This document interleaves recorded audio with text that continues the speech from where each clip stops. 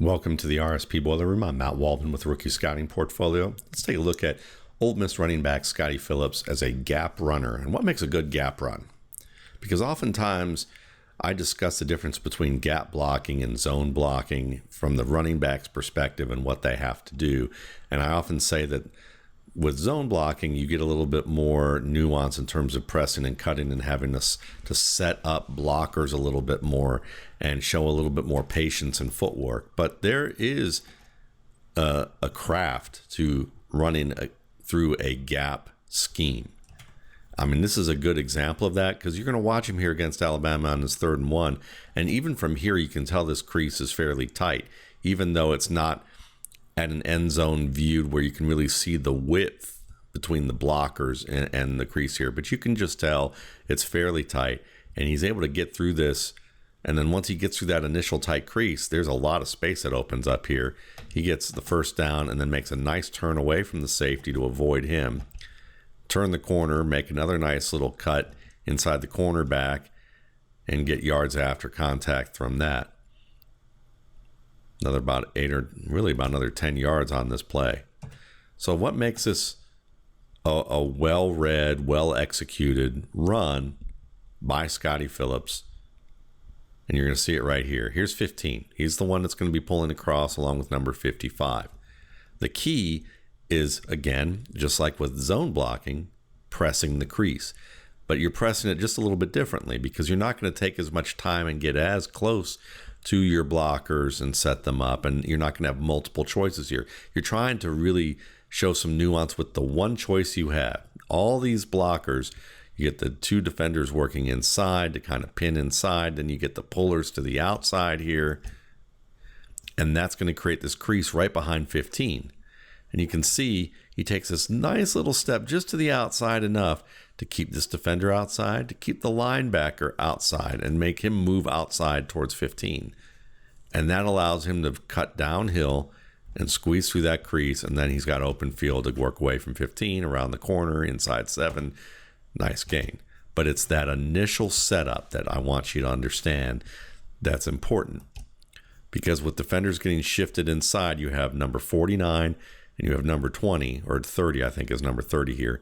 Both of them are free at this point. It's his job to help set up his blockers so that these guys run into the blockers and run into it at an angle that's optimal.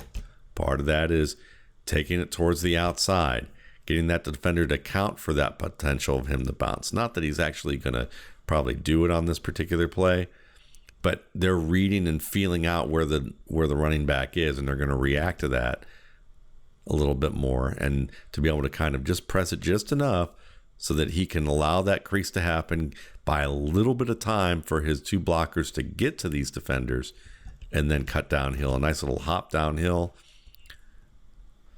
And watch the feet.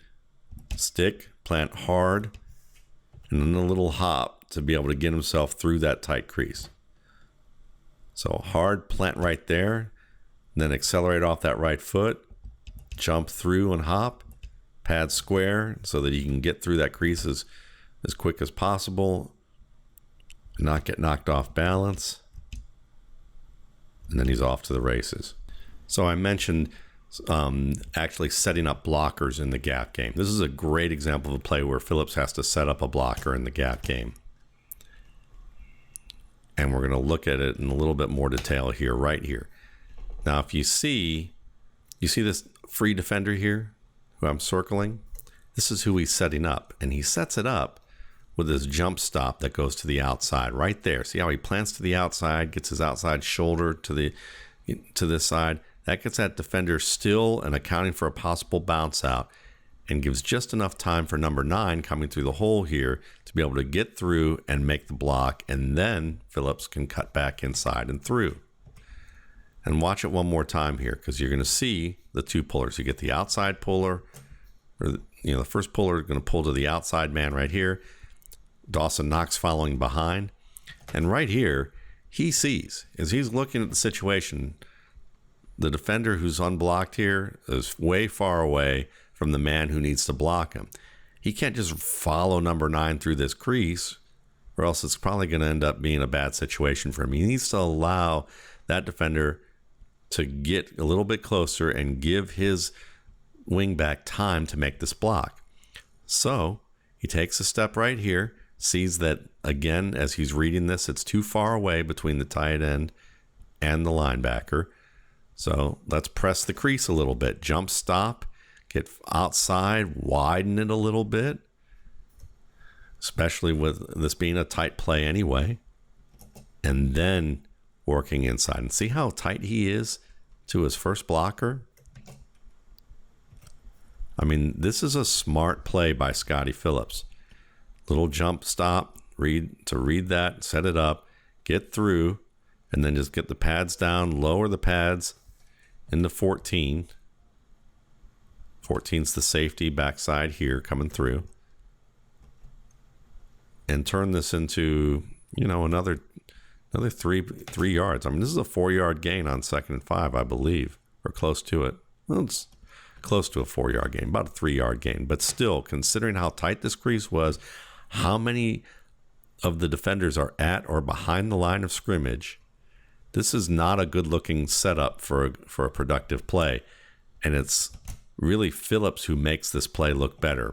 Oftentimes, there's a report that I read recently about Frank Gore, and there were a lot of people saying that Frank Gore makes his blockers look a lot better. A lot of the linemen for the 49ers talked about how he made them look better than they were, and that they were not a very good line for some of the years that he was there, because he could press creases and really set up his blockers to get to the defenders in situations where maybe they shouldn't have if you weren't as creative. Scottie Phillips here with that jump stop to the outside, press outside in, does just that. Another sign of a skilled runner in terms of concepts, understanding the blocking scheme, reading and processing the situation, that the scheme isn't going as executed as you'd like very well because defenders are in the backfield. Then being able to make a solution with that, being able to press outside, jump stop, cut back in, drop the pads, push for 3 yards on a play where you could have lost 1. Good play by Scottie Phillips. Here's another example of Phillips helping out his wing back so that his wing back can make the block on the linebacker. Here's the wing back working from the left to the right. You can see right here, he needs to buy a little bit more time so that this block can be made in the crease. So what does he have to do? He actually has to press outside with the defender literally in his face, who has beaten his blocker. And he's still able to get inside of that, give his wing back enough time to be able to take out number 30 and then get downhill. And now he has to pull a defender another couple yards, a defensive lineman, in fact. But still, the patience to be able to set this up and willing to set it up with the defender unblocked in his face to make sure that the block that he needs to follow is set up. Good work. Thanks again for watching. For more RSP Boiler Room videos, you can check out my YouTube channel, Matt Waldman's RSP Film Room, and my site, www.mattwaldmanrsp.com.